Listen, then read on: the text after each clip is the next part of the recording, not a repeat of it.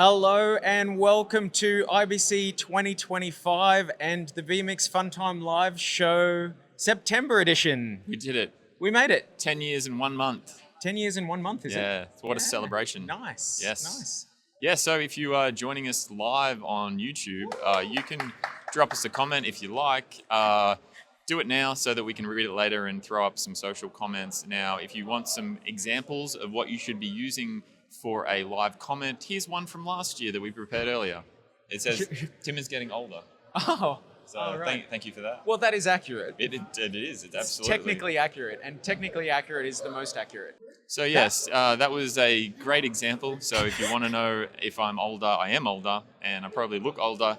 Oh, and as Heath said last your year, beard's tighter. yeah, okay. Technically correct is the best kind of correct, as Heath suggested. So how are we doing this? We don't know. Hopefully it's working, and we're currently in this booth trying to push out this stream via whatever internet we have.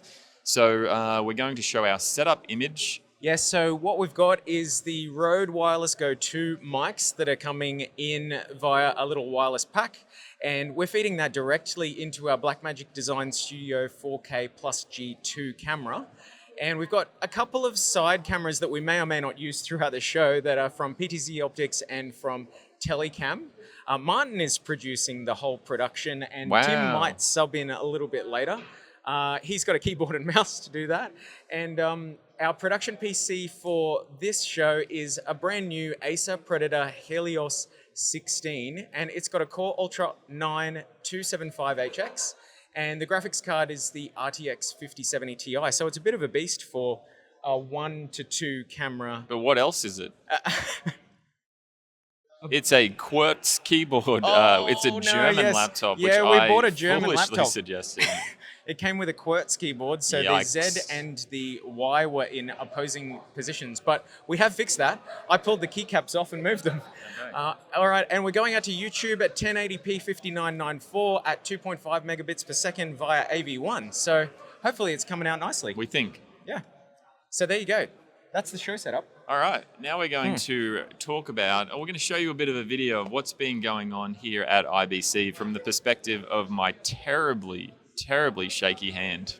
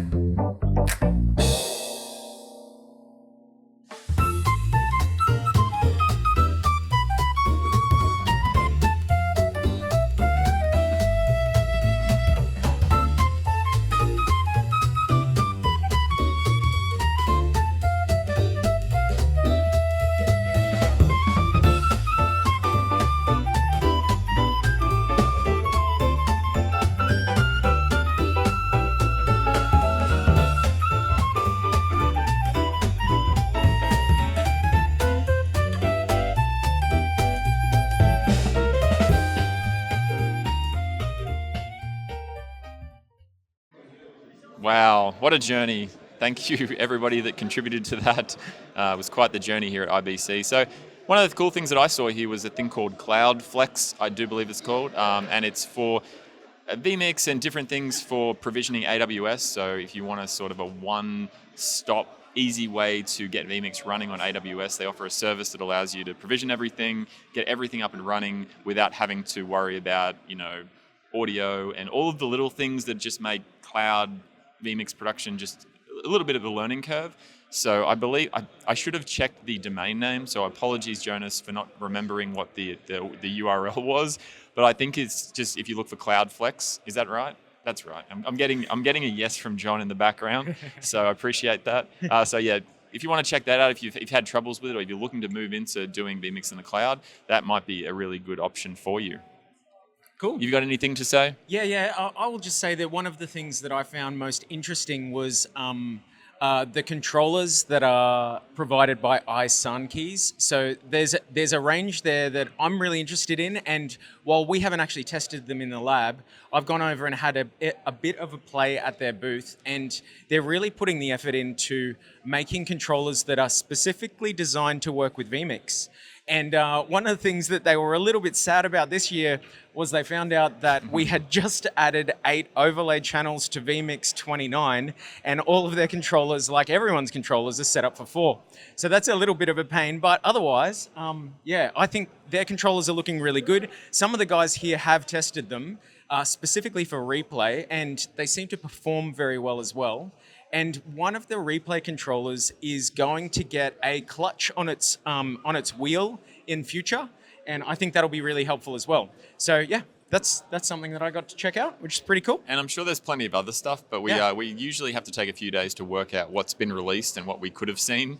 I know that TJ was pretty interested in the Canon C50, was it? The 30, the new one that just came out. Yeah. He's pretty interested in checking that out and said that he liked the look of it. Was it the C50? Is that the Canon? Is that what he was? Yeah, oh, he's nodding. Yeah, he's a big fan of that. So when we get more information on those type of things, we can pass it along. But I'm sure everybody's going to kind of go out and buy one and check them out.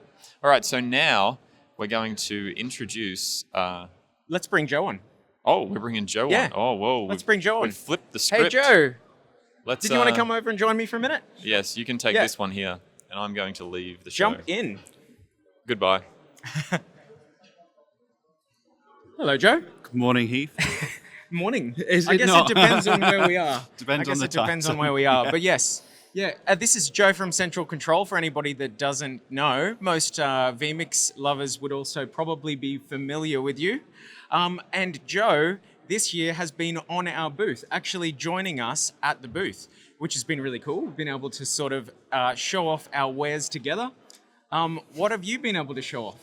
So, 2 things. Some older fan favorites in Central Control, the timeline automation stuff showing like a top of show sequence, the new web panel, which lets you build your own custom virtual control surface of your dreams, complete with video previews. Oh, nice. But I think one of the most exciting parts about being here is being able to show OMT interoperability with vMix. Yeah, and we haven't spoken about OMT on the show yet, and I've got somebody that's going to talk about that in a lot more detail coming up in just a minute. In fact, I might get him up right now. So, Joe, I'm going to send you on your way. Of course. If any questions come up for Joe during the show, we might be able to drag you back or get you to yell out your answers. I provided a nice transition. Yes, perfect. So let's invite Martin up to the stage so that he can come and talk to us about OMT. He's on his way.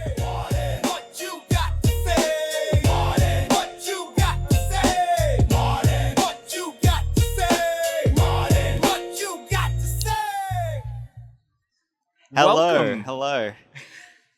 From the studio to the stage. Where am I looking? Right there. Yeah, looking at the camera. Bit rusty. Last time I've done this is probably, it was on Saturday, because I was actually did a presentation about OMT at the EBU open source meetup. So I didn't know about this, and someone put me onto it. And so what they do, the EBUs, is sort of the collaborative body for all of the European broadcasters. and they regularly, for many years now at IBC, do like a showcase where anybody who's got an open source project where they're releasing a free tool, specification, source code, things like that for public use in broadcasting. And so OMT, for those who don't know, is Open Media Transports. This new protocol available in vMix, but also released widely for everybody to use as an independent open source protocol for low latency video over a local area network. Before you go too far, let's just have a look at a quick cut of what your presentation looked like. Yep, sure. Yes, so this is the EBU presentation.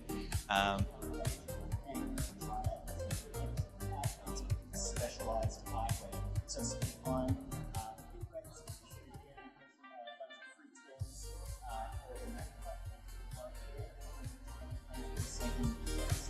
on a single connection for live production. I've got an example of a codec box here, which is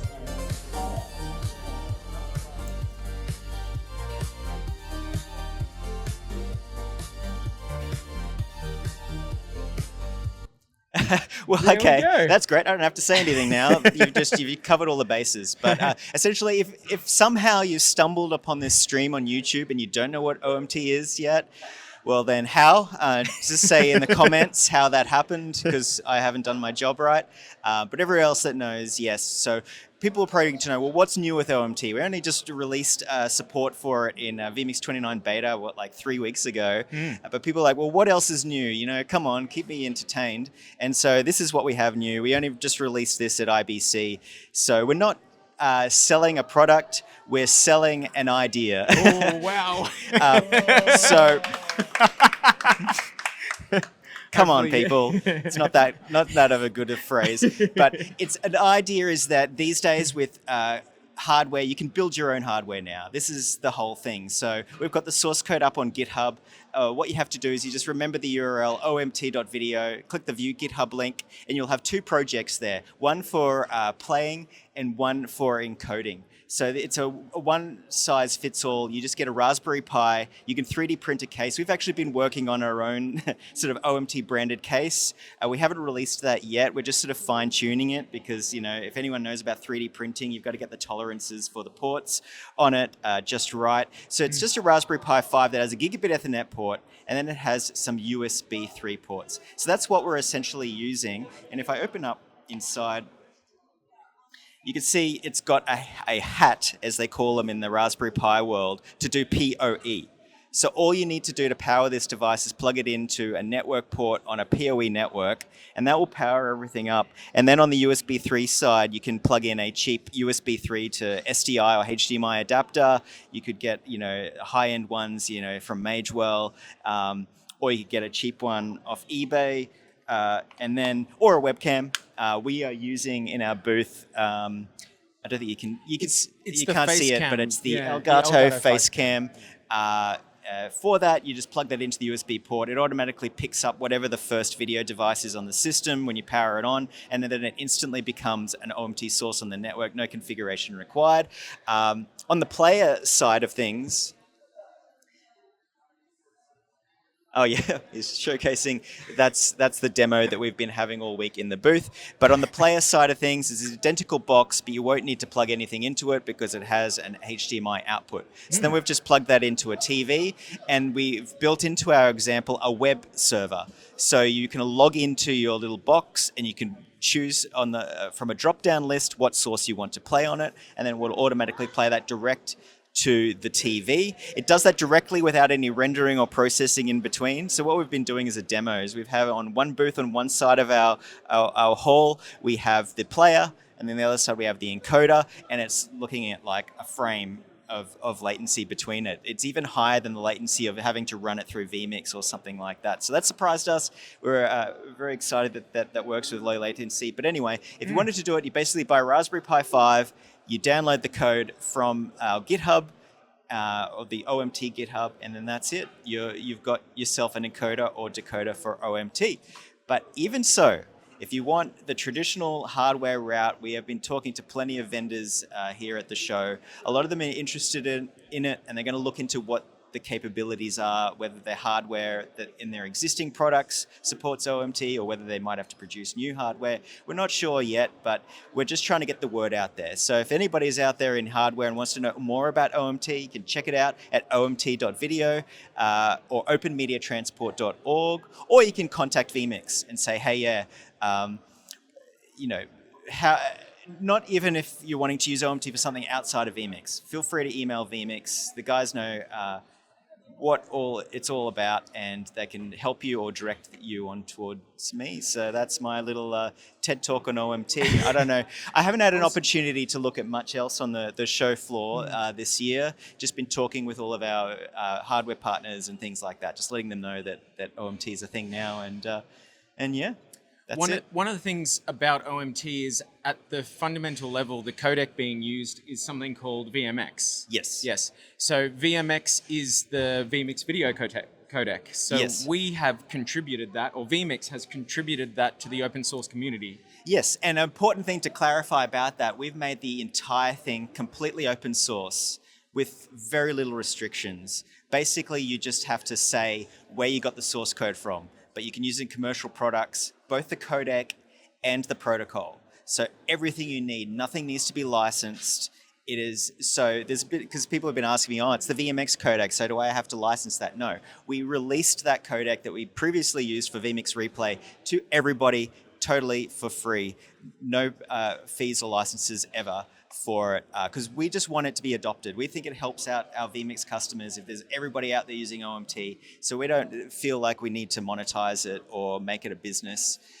We think it's far more effective to get everything out there, low cost and affordable for our customers if it's totally and completely free without any asterisks behind it. So check it out if you're interested. And there's also an added benefit of it being vMX, that if you're going vMix to vMix with your workflows and say running into a replay machine from vMix to vMix as OMT. Well, that's right. You could use OMT to convert sources on one computer. Say you've run out of capture card lanes or PCI Express and you want to say bring in 16 cameras instead of 8. You could use a second computer with a capture card. You could bring in all the sources into that, and then you could bring it into your vMix system. And if you're using them with replay or multi-quarter, there's no additional CPU resources required, because when you use multi-quarter to the vMix AVI, it'll just record the OMT directly to that format, and the same with replay. It'll just save into the replay session the recording directly. So, yeah. One of the other questions I've had about OMT a lot on the show is what's the sort of bandwidth you would expect for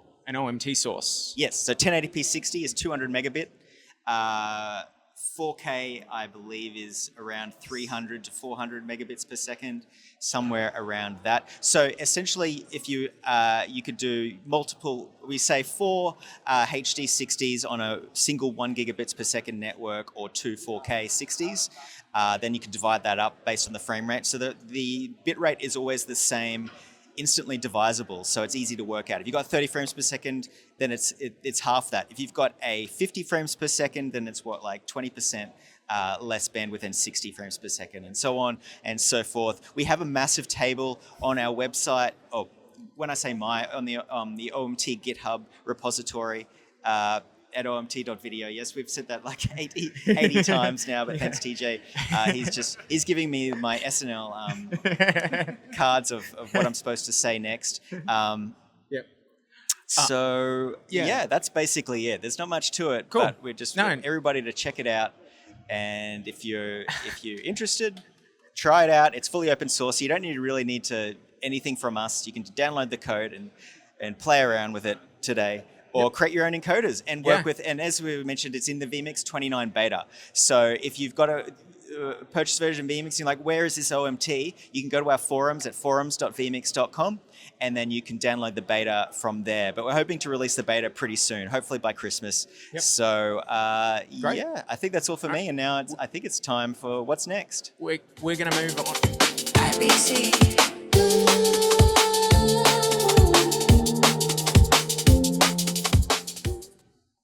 All right, this is the part of the show where we answer your questions about anything and everything. Now, unfortunately, the questions are up in a corner of a screen that are in the opposite direction of the way we should be looking, but it is what it is. So, yes. G'day. Yep. Did all your gear show up this year? Yes. We are proud to reveal that all our hardware showed up, including our many mouse pads. Yes. So we have Yeah, these yeah. designs this year. Good point. You pass them to me. We got this one. We got this one. Check those out. Aren't they beautiful?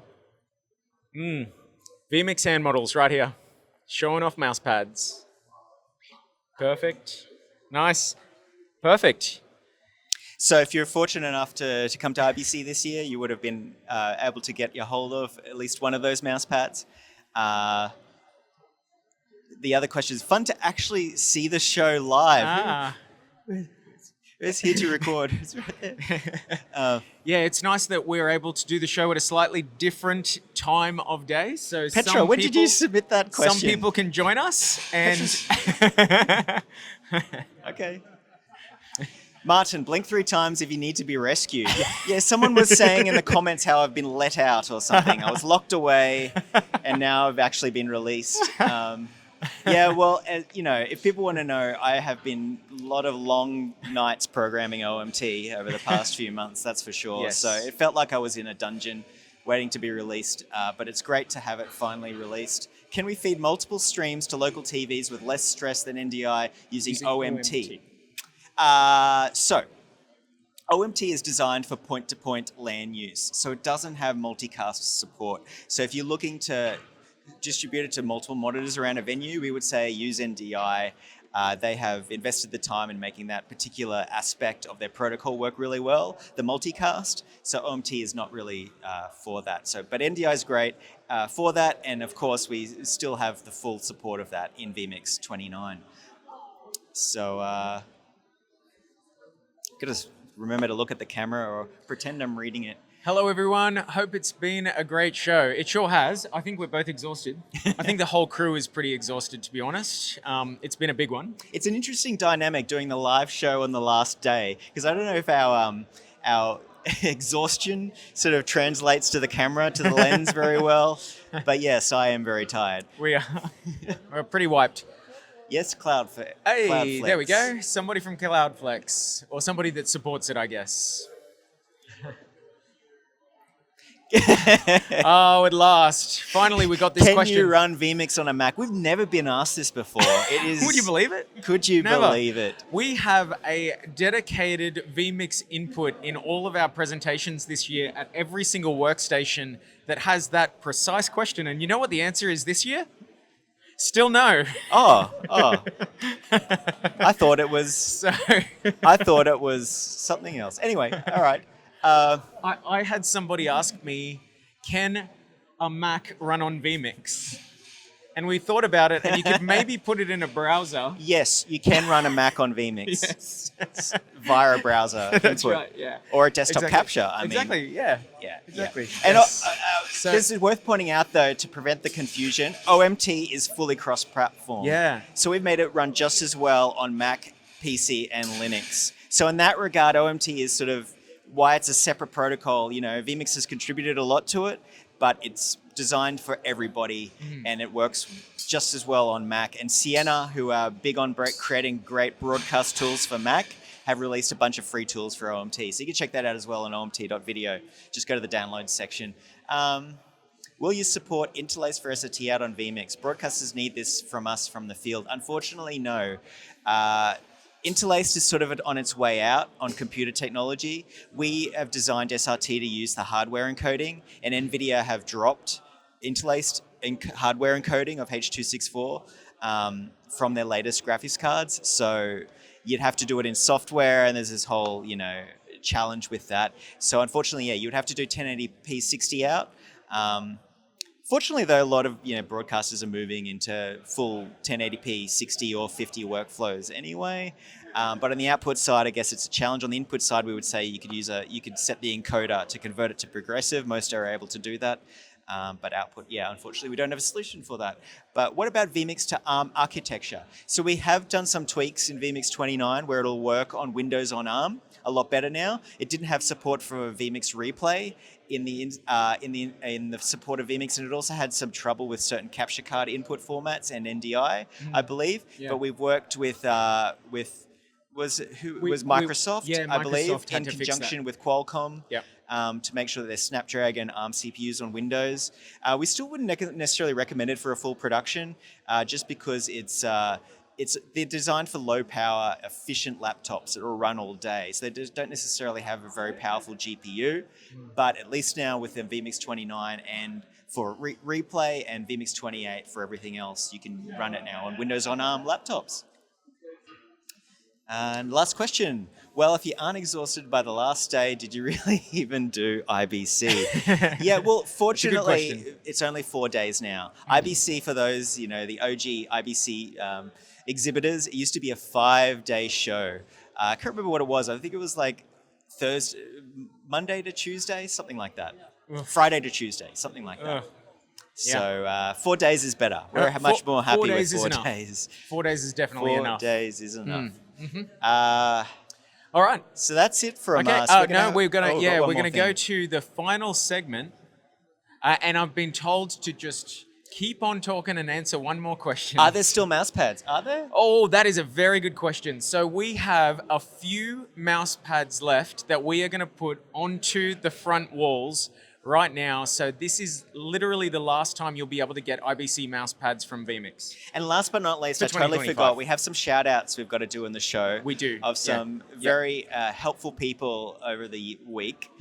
So Yes. Tim's going to put that up. Here we go. We've got Here are the Telecam, shout-outs. who provided us with a great camera. PTZ Optics provided us with a great camera. We've been demoing them both all week. Yep. They have been working flawlessly. Yes. So that's been great.